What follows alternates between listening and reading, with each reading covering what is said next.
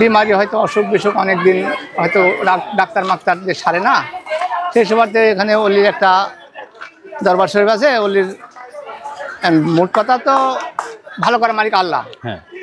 এখন এখানে আসে হয়তো তাদের পরিবারবর্গ এসে চিনি সালাদ করি খাওয়া দাওয়া, হয়তো একটা নিয়াত করে যে আমার এই অসুখটা সারলে হয়তো আমি একটা খাসি এখানে আসি চান্দাবাড়িকে খাওয়া দাওয়া করে। আসসালামু আলাইকুম এভরিওয়ান, সকলে কেমন আছেন? আশা করি সকলেই ভালো আছেন। তো প্রতিবারের ন্যায় এবারও একটি নতুন ভিডিও নিয়ে আপনাদের সামনে হাজির হলাম। তো আজকে আমরা যাচ্ছি রাজশাহী জেলার বাঘা উপজেলার শাহী মসজিদ ভ্রমণের উদ্দেশ্যে।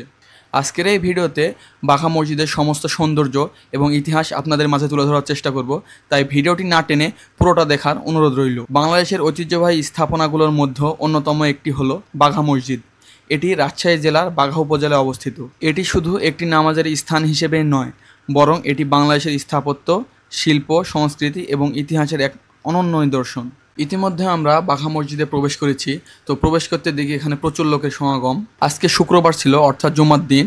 তো এই দিনে দূর দূরান্ত থেকে লোকজন আসে এবং মানত করে, অর্থাৎ এখানে এসে রান্নাবাড়া করে তারা সিন্নি দেয়। তো আজকে এসেছি আমি ও আমার দুলা ভাই। তো অনেক দূর জার্নি করে এসেছি, এই জন্য একটু ক্লান্ত হয়ে গেছিলাম, সেই জন্য একটু লেবুর শরবত খেলাম। এখন আমরা বাঘা মসজিদের চারপাশটি ঘুরে দেখব এবং এখানে একটি ঐতিহ্যবাহী মাজার আছে যেটির ইতিহাস আপনাদের সামনে তুলে ধরার চেষ্টা করব। তো ইতিমধ্যে আপনারা আমার পেছনে দেখতে পাচ্ছেন সেই ঐতিহাসিক বাঘা দরগা শরীফ। এখন আমি ও দুলা ভাই এই দরগা শরীফে প্রবেশ করব এবং দরগা শরীফের ভেতরে সমস্ত কিছু আপনাদের সামনে তুলে ধরার চেষ্টা করব। তো ভেতরে প্রবেশ করতেই দেখি একটি গম্বুজ আকৃতির ছাদ এবং তার পাশেই ছিল শান বাঁধাইকৃত কিছু কবর। স্থানীয় মানুষ বিশ্বাস করেন দরগা শরীফে দোয়া করলে মনোবাসনা পূর্ণ হয়। বিভিন্ন ধর্মীয় অনুষ্ঠান, ওরস শরীফ এবং মিলাদ মাহফিল এখানে নিয়মিত আয়োজন করা হয়। শুধু স্থানীয়রা নয়, দূর দূরান্ত থেকে মানুষ আসে মানত করতে। বাঘা মসজিদে ভ্রমণে আসলে অবশ্যই দরগা শরীফে যাবেন। ইতিহাস, ধর্মীয় ঐতিহ্য ও আধ্যাত্মিকতার সমন্বয়ে একটি গুরুত্বপূর্ণ পর্যটন কেন্দ্র হলো এই বাঘা শাহী মসজিদের মাজার শরীফ অথবা দরগা শরীফ। তো এখন আমরা দরগা শরীফ থেকে বিদায় নিচ্ছি। এখন আমরা বাঘা মসজিদের চারপাশে যে মানত করে, অর্থাৎ রান্না বাড়া হয়, সেখানে আমরা যাব এবং তাদের কাছ থেকে জানার চেষ্টা করব যে তাদের আসলে কি মনোবাসনা পূর্ণ হয় কিনা এই মানতটা দেওয়ার পরে। আমরা চলতি পথে এক চাচার দেখা পেয়েছি যে এইখান সম্পর্কে আমাদের একটু তথ্য দিবেন। আসসালামু আলাইকুম। ওয়ালাইকুম আসসালাম। চাচা, আপনার নাম? আমার নাম মোহাম্মদ আব্দুল কুদ্দুস, হাজি মোহাম্মদ আব্দুল কুদ্দুস। আপনার বাসা এখানেই? বাসা 3 কিলো দূরে। 3 কিলোমিটার দূরে। আপনি মাঝে মাঝে এখানে আসেন? আসি, নামাজ পড়ি, নামাজ শেষে বাড়িতে। আচ্ছা, এখানে দেখছি অনেক রান্নাবাড়ি হচ্ছে। হ্যাঁ। এই রান্নাবাড়ি আসলে লোকগুলো কি উদ্দেশ্যে আসে? এখানে আমরা হয়তো ইতিপূর্বে শুনতে পাই যে বিমারি হয়তো অসুখ বিসুখ অনেকদিন হয়তো ডাক্তার মাক্তার যে সারে না, সেই সময়তে এখানে অলির একটা দরবার শরীফ আছে। অলির মোট কথা তো ভালো করার মালিক আল্লাহ। এখন এখানে আসে হয়তো তাদের পরিবারবর্গ এসে চিনি সালাদ করি খাওয়া দাওয়া, হয়তো একটা নিয়াত করে যে আমার এই অসুখটা সারলে হয়তো আমি একটা খাসি এখানে আসি চান্দাবাড়িকে খাওয়া দাওয়া করে। দেখা যায় যে এখানে যারা আসে, যারা নিয়ত করে আসে, এদের অসুখ ভালো হয়েছে সেই মর্মে তারা এসেছে, সেই মর্মে তারা, বা তাদের যেটা চাহিদা থাকে সেটা পূরণ হলে তারা এখানে চলে আসে, পূরণ হয়, আসে, এরকম শোনা যায়। আচ্ছা, ধন্যবাদ আপনাকে। যেহেতু আজকে শুক্রবারের দিন, নামাজের সময় হয়ে গেছে, তার সময় আর নষ্ট করবো না। আসসালামু আলাইকুম। আমরা আরেকটু এগিয়ে যেতেই দেখি বাঘা জাদুঘর।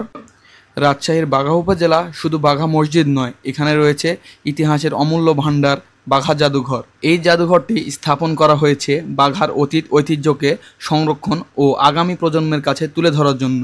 বাংলাদেশ প্রত্নতত্ত্ব অধিদপ্তরের তত্ত্বাবধানে প্রতিষ্ঠিত এই জাদুঘরে সযত্নে রাখা হয়েছে শত বছরের পুরনো প্রত্নসম্পদ।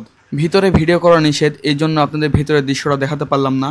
এখানে দেখা যায় সুলতানি ও মুঘল আমলের পাথরে খোদায় প্রাচীন মুদ্রা, ইসলামিক শিল্পকর্ম এবং মাটির তৈজসপত্র। প্রতিটি নিদর্শন যেন আমাদের অতীত ইতিহাসের এক একটি গল্প বলে। বাঘা মসজিদের ভেতরে একটি ঐতিহ্যবাহী পুকুর আছে যেখানে ভ্রমণ পিপাসু মানুষেরা এসে গোসল করে। ইতিমধ্যে নামাজের সময় হয়ে গেছে, এখন আমরা বাঘা মসজিদে নামাজ পড়ব। এতক্ষণ যে দৃশ্যগুলো আপনাদের দেখালাম এটি ছিল বাঘা মসজিদের চারপাশে যে স্থাপনা এবং সৌন্দর্য। এখন আমরা বাঘা মসজিদে জুমার নামাজ পড়ব এবং নামাজ শেষে বাঘা মসজিদের সৌন্দর্যটা আপনাদের সামনে তুলে ধরার চেষ্টা করব। এখন আমরা চলে আসলাম অজুখানা, এখানে এখন অজু করব, করে মসজিদের উদ্দেশ্যে রওনা দিব। আপনারা দেখতে পাচ্ছেন আমরা ইতিমধ্যে মেন গেটে চলে এসেছি মসজিদের। তো মসজিদের মেন গেটে ঢুকে দেখি প্রচুর লোকের সমাগম। মসজিদের ভেতরে কোনো জায়গা নেই, বাইরে তিরপল পেরে দিয়েছে, এখানে আমাদের নামাজ আদায় করতে হবে। তো আমরা এখানে নামাজ আদায় শেষ করলাম। তো নামাজ শেষ করে প্রচুর বৃষ্টি, আবহাওয়া অনেক খারাপ ছিল, বাইরে প্রচুর বৃষ্টি, এই জন্য আমরা বাইরে বেরোতে পারিনি, মসজিদের ভেতরে ছিলাম। বাঘা মসজিদ নির্মাণ করেন সুলতান নাসির উদ্দিন নসরত শাহ, যিনি বাংলার হোসেন শাহী বংশের শাসক ছিলেন। 1523 অথবা 24 খ্রিস্টাব্দে এই মসজিদ নির্মাণ করা হয়। প্রায় 500 বছরের পুরনো এই স্থাপত্য আজও দাঁড়িয়ে আছে তার গৌরব নিয়ে।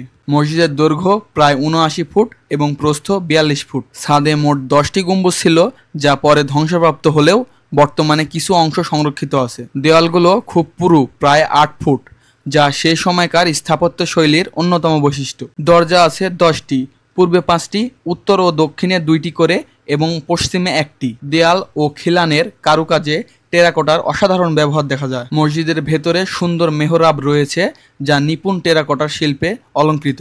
বাঘা মসজিদ শুধু ধর্মীয় উপাসনার স্থান নয়, বরং এটি মধ্যযুগীয় বাংলার মুসলিম স্থাপত্যকলার উৎকৃষ্ট নিদর্শন। নসরত শাহের সময় বাংলার ইসলামী সংস্কৃতির স্থাপত্য ও শিল্পকলার বিকাশ লাভ করে।